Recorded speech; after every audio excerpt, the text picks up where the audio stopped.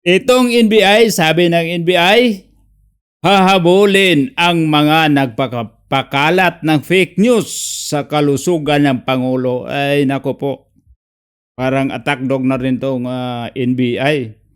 Saan yung mas madali? Yung magpapalabas ng bulletin, medical bulletin ng palasyo para doon update sa kalusugan ng Pangulo. Mas madali yon. Kahit sabihin pa natin na itong nangyari ng Pangulo, maraming napapakalat nang sabihin ninyo na fake news o haka-haka na balita. Pero pag magpalabas kayo ng bulletin, sertipikado ng doktor, walang magawa yung fake news. Hindi yung mananaig yung fake news. Bakit pa? Halimbawa, 1,000 yung nagsishare ng sinasabi niyong fake news. Sa Mindanao, 300. Sa Visayas, 300. Sa Luzon, 400. Para lang malabanan ang fake news patungkol sa kalusugan ng Pangulo, yun lang gagawin, habulin. Asan yung pinakasimple? Magpalabas ng medical bulletin. Sertipikado ng isang lehitimong doktor. Sabi, yung pinapakalat ninyong fake news, ipadala kay Ate Claire. Sabihin ni Ate Claire, ito, i-post. Pagbunga talaga, bago siya mag-umpisa sa kanyang preskon, sabi, ito ang presidente natin, buhay na buhay, lusog na lusog. Ito ang certified ng doktor. Tapos, ano pa ito hahabulin. Ito pa isa. Tingnan natin yung isa. Saan ba yung isa? Ito. Ito ang sekretary. Pakinggan natin. Anong sabi niya? Or will you do the same against individuals spreading fake news against the first family? Yes, no one will be spared. Basta mapatunayan namin fake news, we will file charges against them. No one will be spared. Sir, other matters lang, Sir, will you do the same Di ba? Parehas na din, kakasuhan. Wala naman sabi, wala problema. Silang pag halimbawa ako yung sekretary, sabihin patungkol doon sa fake news, wala mananaig sa fake news pag katotohanan na yung ipapalabas mo. Kailangan sabihin na itong balita ninyo, mali, ito ang tama. Ipakita niyo yung tama. Kaysa habulin niyo yung mga tao. Masisisi ba ninyo yung mga tao na magduda? Hindi masisisi yung tao magduda. Para hindi magduda, ito lang gagawin. Pagka umaga, picturean o i-video o picture na lang si Pangulong Marcos nakahawak niyang newspaper na yung pizza, updated yung pizza. Hindi yung pinapalabas mga lumang footages. Pero mo, kasama pa si dating senador na Enrile. Mira naman, no?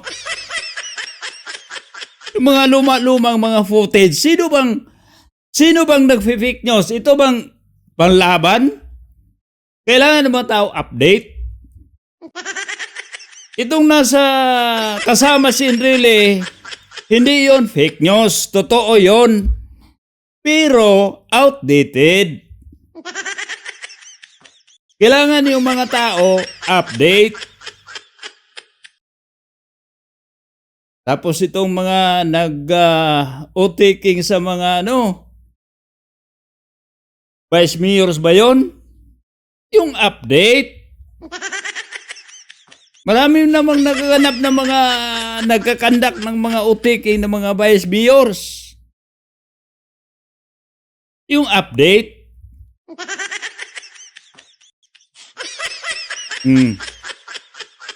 Walang masama yung magduda. Yung mga taong nagdududa, yung nagsisisi mga tao, hahulihin mo. Isipin nyo po, sir. Yung mga tao ngayon, baka siguro karamihan pa sa nagachismis ngayon ay ang bumubuto ni Marcos. Sa totoo lang.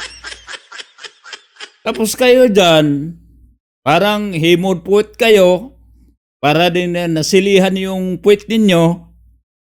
Porkit ba'y bayad-bayad na kayo, isipin nyo po, yung trabaho nyo dyan, ang bayad dyan. Buwis ng mga tao, yung mga taong nagchichismis. Bihiraw. Natural. Alam naman ng mga tao na may sakit ang Pangulo. Di kinukumusta kung gumaling na ba o lumalala yung sakit. Oh. Bihira naman oh. Dito natin makita mga kababayan.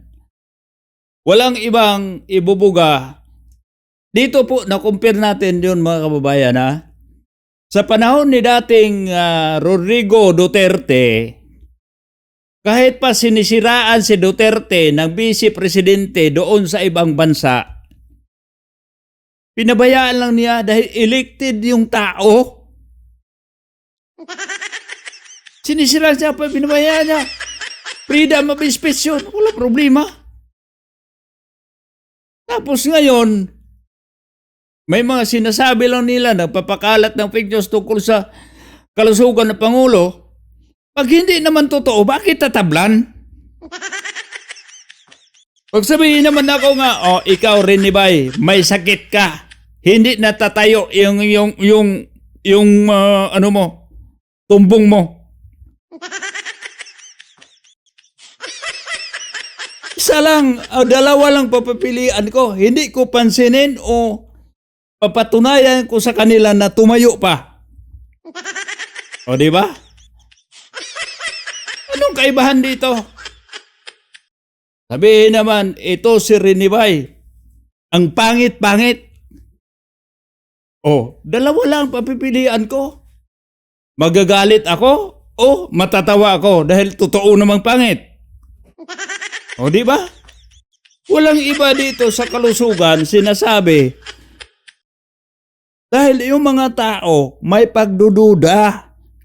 Dahil alam naman na may problema sa bituka. Delikado kayo yung bituka yun.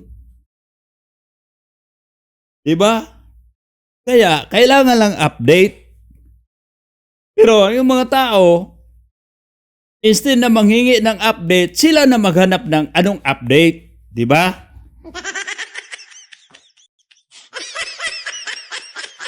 Alam mo,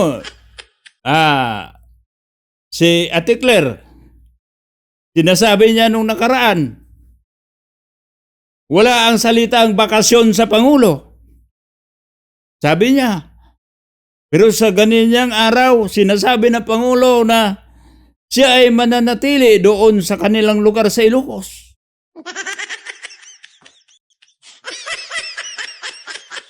Sabagay, uso man ngayon ang work from home, baka nag-work from home talaga yung Pangulo. Salungat sila, di ba? Wala, hindi kami nagreklamo na nag-fake news. Pero ngayon, yung mga tao na nangangalap ng mga balita para ma-update kung nasaan ang Pangulo, yung iba naman gustong mawala yung Pangulo. Yung iba naman, gustong andyan pa yung Pangulo. Masisisi ba natin yung mga tao? Okay, ito ha, NBI at saka itong si Gumis na sekretary sa PCO. Ako po. Palat sibuyas, walang ibang lumalabas sa bibig ninyo. Hahabulin, kakasuhan, hahabulin, kakasuhan. Ano bang ikakaso ninyo? Fake news sa fake news. Libel?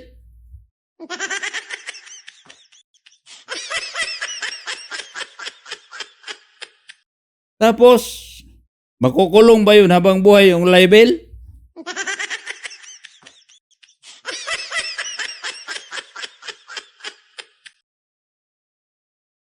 Bakit din napag-usapan yung malita? Di kasali yon. Sa NBA, kasali yung malita. Inibistigahan nila yung buhat ng malita. Bira naman to.